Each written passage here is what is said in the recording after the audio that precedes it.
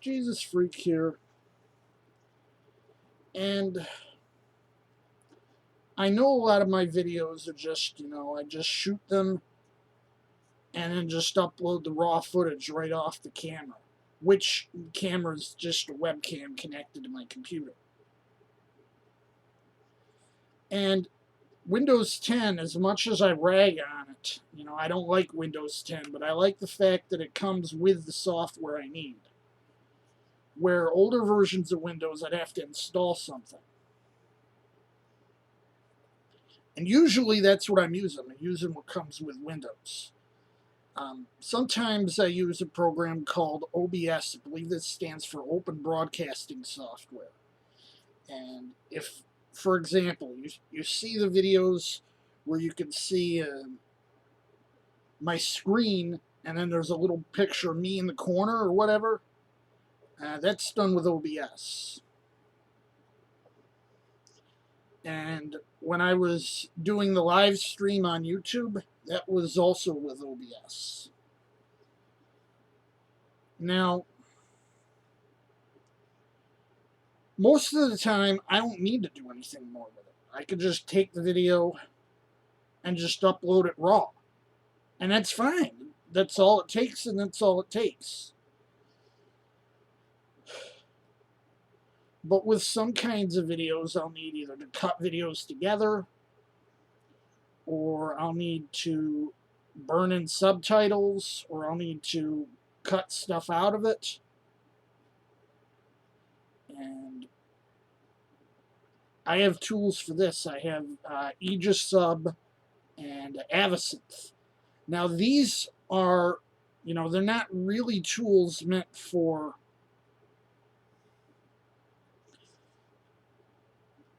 video editing. They're mainly used by people doing... Avisynth is used a lot by people ripping DVDs and Blu-rays. And it's kind of, it's a brute force way of doing it. And Aegisub, yeah, it's used for subtitling, and as I understand, people do actually use it professionally.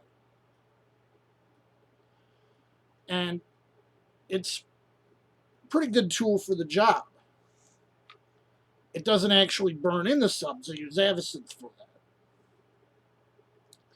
But it does let me time the subs according to either the audio, the video, or both. And usually I time my videos according to both. But with the Bible videos, I don't need to worry about the video because, the video is just a static shot. I don't have to worry about, it'll look weird because there's a change in the shot midway through the line, or there's a change in the shot like a tenth of a second before the line ends. I don't have to worry about it, so I just time it with the sound. And as for, typesetting the subtitles, yeah, I could do that in Aegisub. Actually, I use Notepad++. The scripts that contain the subtitles, they're just text files with some markup. And I can edit them by hand and get exactly what I want. My video player, I just shut it down, restart it, and I see in real time what's going on.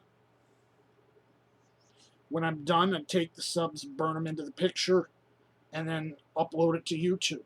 And I say, make this appear at such and such a time on such and such a date.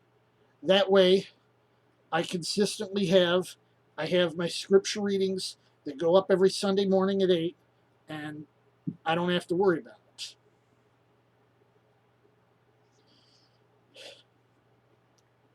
As I record this video, I still have one package of Bibles en route that I'm going to review, and I'll probably be putting at least one of them into, um, into the giveaway stash. And so far, that stash hasn't been of much use. Um, I gave 10 of them to Pastor Brett.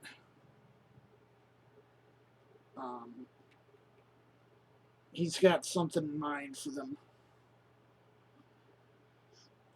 You know, give the best I got to the Lord's work. You know, those were good, solid Bibles.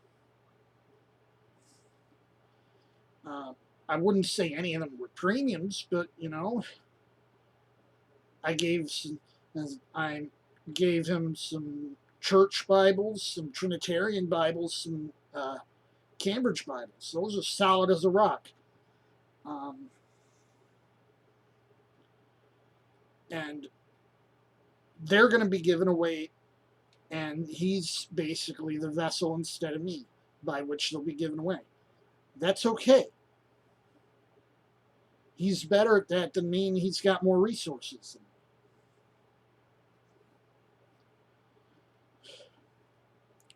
But I want to look at the Bibles produced. This is a rather obscure publisher that I came across. It's called the Bible and Literature Missionary Foundation. They're another Bearing Precious Seed ministry. This one's out of Tennessee. I mean, you know of Bearing Precious Seed Milford. You know of Church Bible Publishers, local Church Bible Publishers. Those are probably the better known ones. And this is one of the more obscure ones. You know, I was Googling around and I was like, you know, how many Bible publishers are there that make KJVs, that sell KJVs, that are part of the Bearing Precious Seed Network? So far, I found 4. And I'm interested in reviewing Bibles from different publishers. And of course, you know, no one's given me any review copies. I don't expect them to. I don't need to go begging for review copies. If they do, they do. If they don't, they don't. But I've never had any company, any publisher say, you know, here's something to review. I don't expect them to because, for one, I'm a really small YouTube channel. And for another,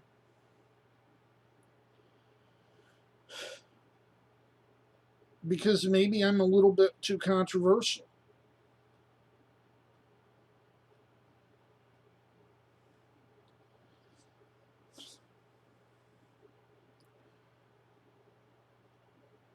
Most YouTube channels out there, they're done by, you know, people who are much more on the hardcore evangelical side, and I'm a mainline. Of course, I'm an evangelical. To me, to be a Christian is to be an evangelical. That's our mission.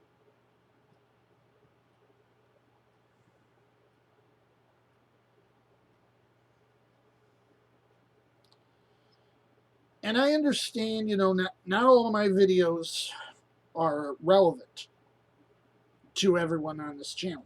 That's why I've started, and with the more recent videos, if they're um, if they're not Bible related, if they're not Christianity related, they'll say what they are at the beginning. For example, the ones that say, you know, Retro Freak at the beginning of the title. You know what you're getting. If they start Retro Freak, then it's going to be, you know, old video games, old computer software, stuff like that. Because it's some of my other interests. That way, you know, I do this on one channel. And I have friends here who come just for the retro videos. I have friends who come for to hear my opinions on, you know, this Bible verse or that. And there's people who come for the reviews. It's a variety channel, so to speak. But it is what it is. And I understand,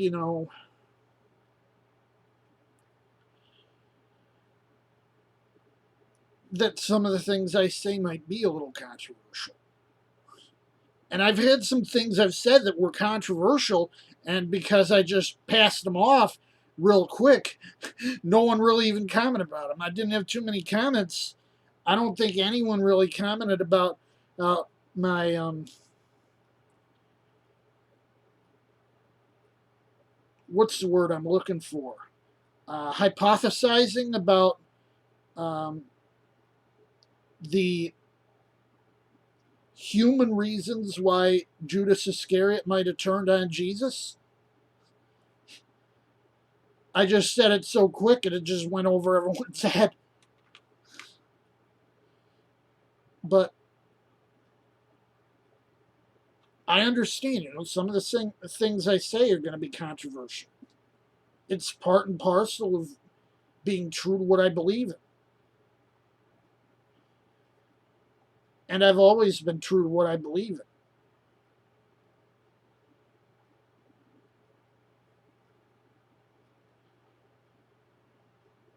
I know I sometimes go off on tangents. It's just, that's how I am. Anyway, Jesus freak out.